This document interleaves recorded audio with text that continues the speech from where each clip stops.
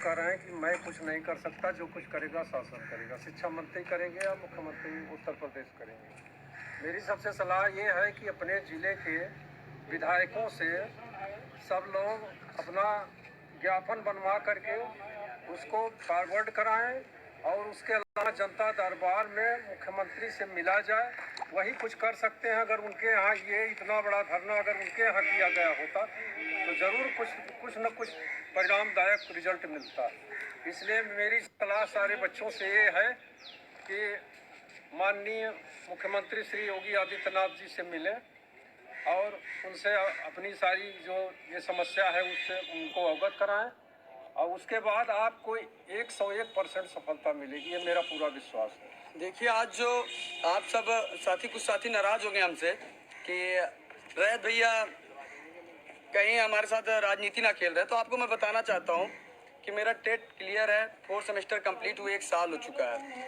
आप सबका मैसेज और फ़ोन आने की वजह से मुझे लगा कि आप सब बहुत परेशान हैं। इस मैटर में मैंने लड़ा जब कोई साथ नहीं दे रहा था।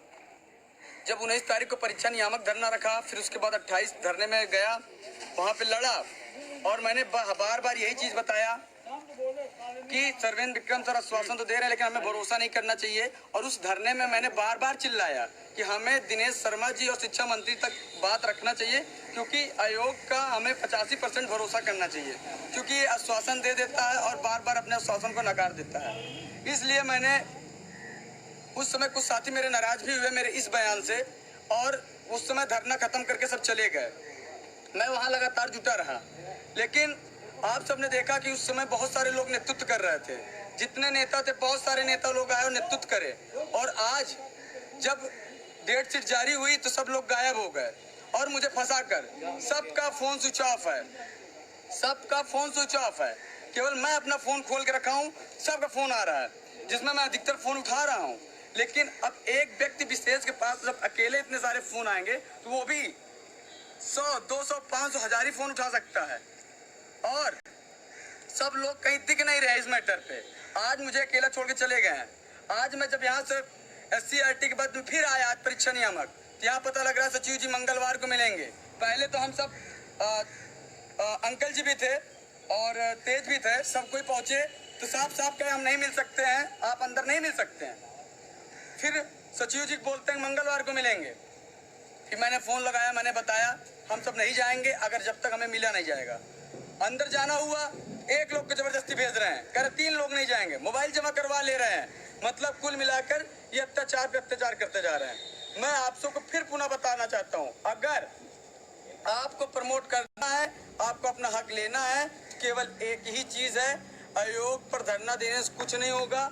आप अपने जिले के विधायक, विधानसभा के विधायक, जिलाधिकारी को जब तक अपने हक के प्रति, किसी नेता के प्रति ना सक्रिय रहिए, मेरे भरोसे भी मत रहिए, किसी के भरोसे मत रहिए, ना 18 बैच ना 17 बैच के नेता, किसी नेता के भरोसा मत रहिए। मैं भी कहता हूँ आप अपना हक के लिए विधायक और जिलाधिकारी महोदय जी के पास जाएं और उनके लेटर पैड से शिक्षा मंत्री महोदय और मुख्यमंत्री और SCRT के पास ज्ञापन प्रेषित करवाएं जो आपकी मांग है। तभी आप उत्तर प्रदेश शासन दबाव में आएगा और तभी ही आपकी मांग पूरी होगी। बाकी SCRT और परीक्षा नियामक पे आप सब लगातार देख रहे हैं। मैंने यहाँ धरना किया, बताइए क्या मुझे क्या जरूरत थी लखनऊ धरने में देने के लिए? लखनऊ धरना दिया इस कोविड में, इलाहाबाद धरना दिया। आज कुछ साथी बोलने से नहीं चूक रहे हैं कि रैयत भैया जो राजनीति करके हट गए। ये बताइए उस दिन कितने नेता पैदा हुए थे? आज सब लोग फोन स्विच ऑफ करके सब घर में घुसे बैठे हैं। मैं अपना फोन ऑन करके आप सबको कोऑपरेट कर रहा हूँ कि मुझे पता कि इस समय आप नाराज होंगे, लेकिन क्या इस लड़ाई में मैंने कहीं पीछे हटा? आपकी लड़ाई में आज भी मैं साथ दे रहा हूँ। सब लोग घर में बैठे हैं, फोन स्विच ऑफ कर लिए, मैंने अपना फोन भी ऑफ नहीं किया।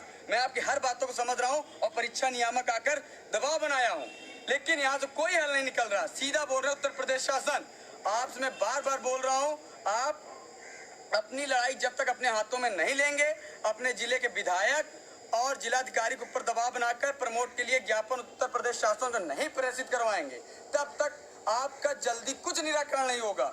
मैं कह रहा हूँ 2 चीज। पहली चीज, आप अपने जिले में अपने प्रतिनिधि से दबाव बनाइए और पढ़ाई भी करिए, क्योंकि हमको पता है कुछ नेता ऐसे हैं वो नहीं चाहते कि आप सब प्रमोट हो, और उस प्रमोट के न होने के बाद वो आगामी भर्ती में बैठना चाहते हैं। मुझे केवल एक सीट से मतलब है, मुझे बाकी सीटों से नहीं मतलब है, और उसके लिए मैं धरना देने 2 अक्टूबर को जा रहा हूँ। लेकिन मैं आपको बार बार बताना चाह रहा हूँ कि जब तक आप अपनी बागडोर अपने हाथों में नहीं उठाओगे तो आपके बैच में 18 बैच में कुछ जयचंद आ चुके हैं।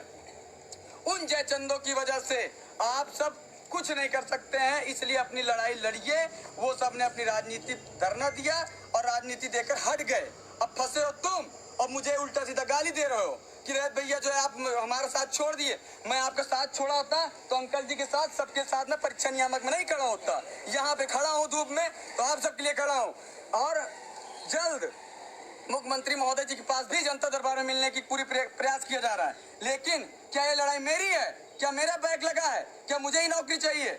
मैं आप फिर बार बार कह रहा हूँ, आप अपने जिले में एक ज्ञापन लिखिए, जिलाधिकारी और विधायक निधि से और मंत्री का घेराव करके अधिक संख्या में उनको ज्ञापन दीजिए, और अपना ज्ञापन फॉरवर्ड जब तक उत्तर प्रदेश शासन शिक्षा मंत्री महोदय जी तक नहीं करवाएंगे तब तक कुछ नहीं हो सकता। इन आयोगों को ऊपर भरोसा नहीं किया जा सकता। 19 तारीख को धरना था, यही चीज बोलते हैं कि ठीक है मैं ज्ञापन फॉरवर्ड करता हूँ, ज्ञापन फॉरवर्ड करते हैं, कोई सुनवाई नहीं। कुछ ही दिन बाद 28 तारीख को लखनऊ घेराव होता है, वहां पे मैंने सर्वेन्द्र विक्रम सर को बाहर बुलवाकर मांग पूरी करवाया। क्या वो मांग पूरी हुई?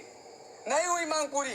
तब भी मैं लड़ा। उन लोगों ने बोला, आईपीएस डीएसपी सबके सामने उन्होंने बोला कि मांग मैं पूरी करूंगा, प्रमोट के लिए प्रस्ताव भेजूंगा।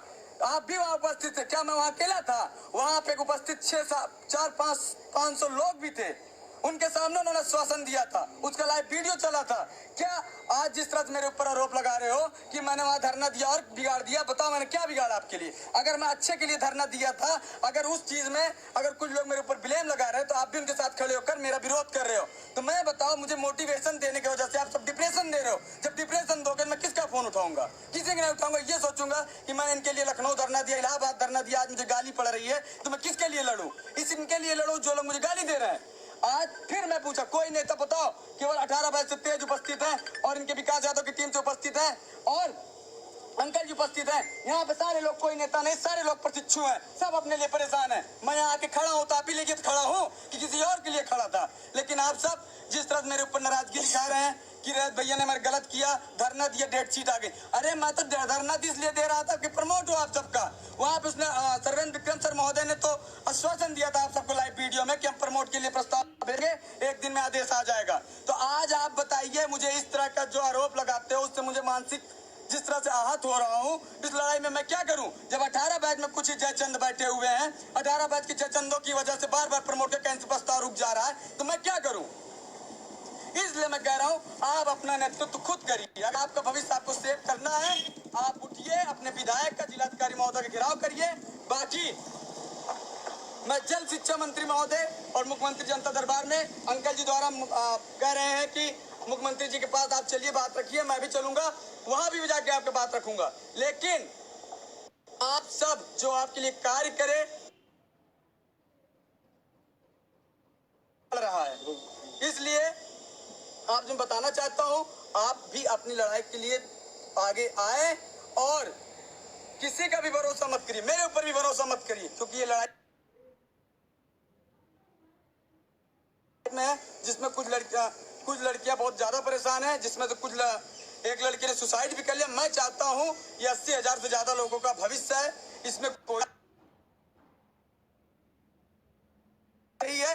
देख लो लड़ाई जारी है, भर्ती के लिए 1 साल पूरा हो गया, कोई भर्ती नहीं है। तो मैं आपको फिर बता रहा हूं, भर्ती कोई अभी आने वाली नहीं है जल्द। और आप सब चिंता ना करो, आप की एक जस्ता प्रादेशिक स्तर पे माननीय मुख्यमंत्री जी और शिक्षा मंत्री से मिलने के लिए जल्द पहुंचेगा। इसलिए आप कृपया करके साथी 1000-2000 लोगों का फोन तो उठा नहीं सकता हूं, 500-400 लोगों का फोन उठा सकता हूं। इसलिए जो भी सूचना होगी मैं फेसबुक पर दे दूं, परेशान है वो रखेंगे। कोई भी अगर आप अपनी बात रखना चाहता हो, बताना चाहता हो, आगे बताएं। आइए भाई, बोलिए भाई, संघर्ष कर रहे हैं और क्या? हम 2018 बैच से हैं। तो हम लोगों का फर्स्ट सेमेस्टर और सेकेंड सेमेस्टर में कुछ बच्चे बैक लगा हुआ है, जिसमें करीब 80,000 बच्चों का बैक लगा हुआ है। तो यहाँ पर टाइम टेबल जारी हो गया है, जिसमें ये बताया गया है कि हम लोगों